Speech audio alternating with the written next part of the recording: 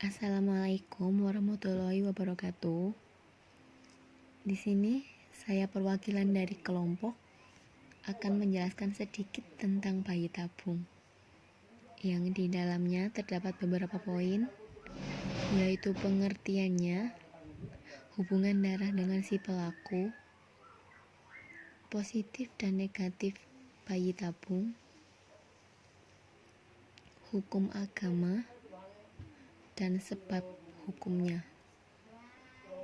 Selanjutnya saya akan memperkenalkan anggota kelompok, yaitu saya sendiri, Trisna Sakita, NIM 2018011161, dan kedua teman saya, Erlin Kusmiati, NIM 2018011177, dan Fikri Rahmat Purwo Aji, NIM 2018011147. Selanjutnya, pengertiannya bayi tabung. Bayi tabung adalah sebuah teknik pembuahan sel telur atau ovum di luar tubuh wanita. Prosesnya terdiri dari pengendalian proses ovulasi secara hormonal, pemindahan sel telur dari ovarium, dan pembuahan oleh sel sperma dalam sebuah medium cair. Bayi tabung dalam pandangan agama. Menurut Majelis Ulama Indonesia atau MUI, bayi tabung dari sperma dan ovum pasangan suami istri yang sah hukumnya mubah atau boleh, dan haram hukumnya penggunaan teknologi bayi tabung dari pasangan suami istri yang dititipkan di rahim perempuan lain. Pengharaman tersebut ditetapkan sebab akan menimbulkan masalah yang rumit dalam kaitannya dengan warisan. Bayi tabung dari sperma yang dibukukan dari suami yang telah meninggal dunia hukumnya haram.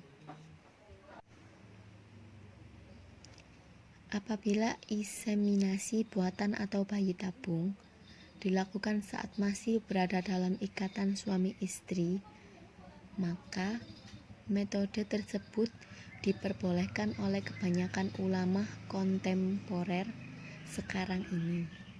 Namun, ada beberapa persyaratan yang harus dipenuhi, yaitu 1. Dilaksanakan atas ridho suami dan istri. Inseminasi akan dilaksanakan saat masih berada dalam status suami istri. 2. Dilaksanakan sebab keadaan yang darurat supaya bisa hamil. Perkiraan dari dokter yang kemungkinan besar akan memberikan hasil dengan cara memakai metode tersebut. Aurat wanita hanya diperkenankan dibuka saat keadaan darurat dan tidak lebih dari keadaan darurat. Yang melakukan metode adalah dokter wanita atau muslimah apabila memungkinkan. Namun jika tidak, maka dilakukan oleh dokter wanita non-muslim.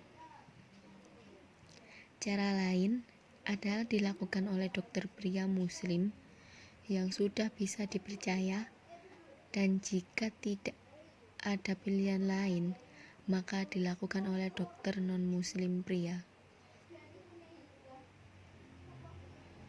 Sebab hukum. Bayi tabung yang sperma dan ovumnya diambil dari selain istri atau suami yang sah, maka hukumnya haram, karena statusnya sama dengan hubungan kelamin antar lawan jenis di luar nikah yang sah, berarti sama dengan zina.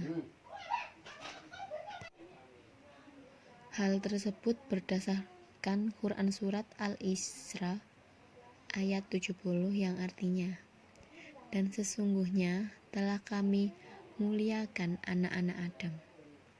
Kami angkut mereka di daratan dan di lautan. Kami beri mereka rezeki dari yang baik-baik, dan kami lebihkan mereka dengan kelebihan yang sempurna atas kebanyakan makhluk yang telah kami ciptakan. Quran Surat Al-Isra ayat 70. Dan Al-Quran Surat Al-At-Tin ayat 4 yang menyatakan bahwa manusia diciptakan oleh Allah adalah sebagai makhluk yang sangat mulia, serta memiliki keistimewaan dan kelebihan melebihi makhluk Tuhan yang lainnya. Selanjutnya, program bayi tabung bisa menjadi haram jika ada keterlibatan pihak ketiga dalam prosesnya, seperti melibatkan donor sperma, sel telur atau donor embrio selain pasangan suami istri dalam prosesnya.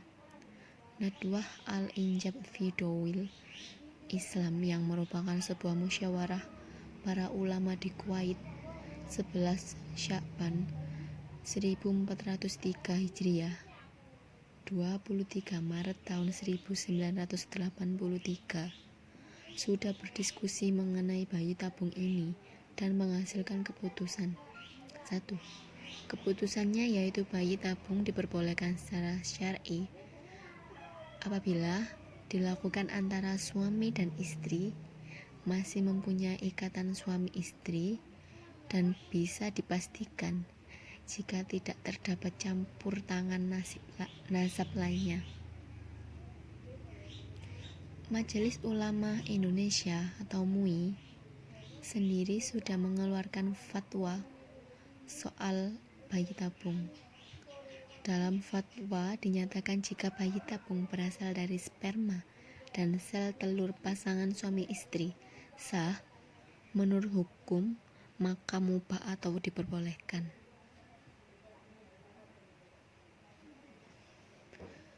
Selanjutnya yaitu dampak positif dari bayi tabung sendiri. 1. Membantu pasangan memiliki keturunan. 2. Mampu mengatasi masalah yang tidak selesai dalam memiliki keinginan anak bagi penderita kelainan reproduksi.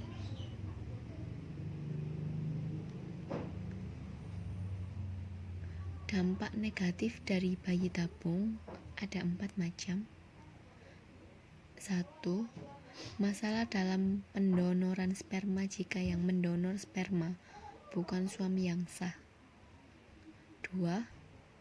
Banyak masyarakat yang berpikir bahwa bayi tabung adalah tindakan pembunuhan. 3. Hanya memiliki 20% saja kemungkinan bayi tabung akan berhasil. 4. Mahalnya biaya bayi tabung dan belum jaminan untuk berhasil. Terima kasih. Itu tadi adalah penjelasan sedikit dari kami. Apabila ada perkataan atau penjelasan yang kurang jelas, mohon maaf. Saya akhiri. Wassalamualaikum warahmatullahi wabarakatuh.